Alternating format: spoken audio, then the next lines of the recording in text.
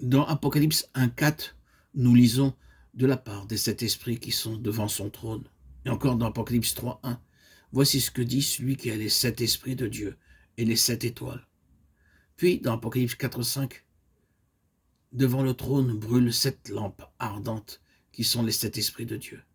Et encore dans Apocalypse 5,6, un agneau qui était là comme immolé. Il avait 7 cornes et 7 yeux qui sont les 7 esprits de Dieu envoyés par toute la terre. Tout au commencement du livre de l'Apocalypse, notre attention est attirée par le trône. Le message du livre est très important pour les temps de la fin. À cause de cela, il nous est dit très clairement dans le chapitre 1 au verset 3, « Heureux celui qui lit et ceux qui entendent les paroles de la prophétie et qui gardent les choses qui y sont écrites, car le temps est proche. » Croyez-vous au jour de la fin? Croyez-vous en la parole de Dieu, aux prophéties faites sur les temps de la fin? Les 30 signes mentionnés dans 2 Timothée se vérifient un par un dans presque tous les pays. Et c'est pourquoi nous devons lire ce livre encore et encore pour connaître le dessein de Dieu et le plan de Dieu pour le salut. Dans Apocalypse 21,7, nous avons le résumé du message de ce livre. Celui qui vaincra héritera ces choses.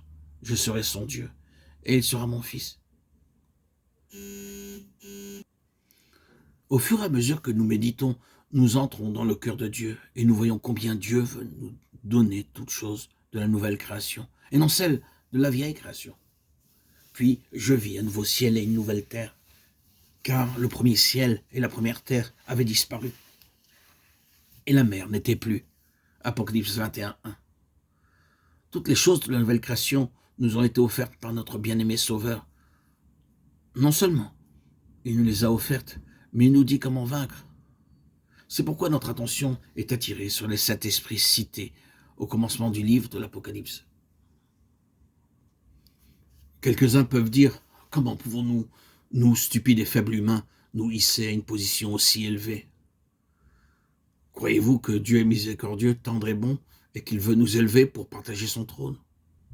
D'autres pensent que cela est très difficile, mais la réponse est, par son esprit cela est possible, ni par la force, ni par la puissance, mais par mon esprit c'est possible.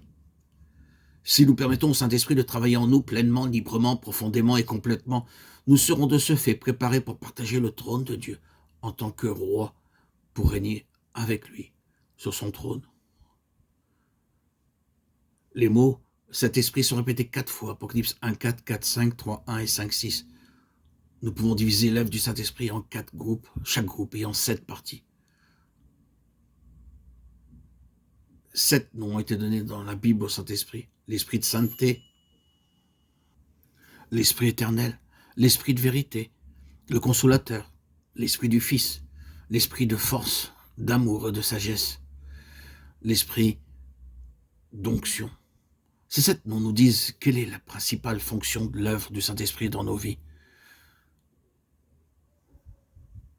Ainsi, l'œuvre du Saint-Esprit opère en nous par ces 7 manières, par ces 7 noms, ces 7 identifications.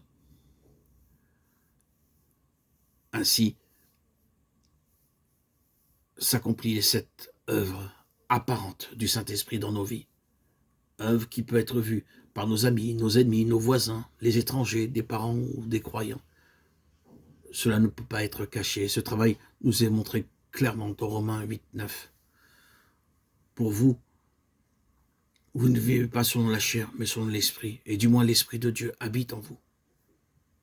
Si quelqu'un n'a pas l'Esprit de Christ, il ne lui appartient pas.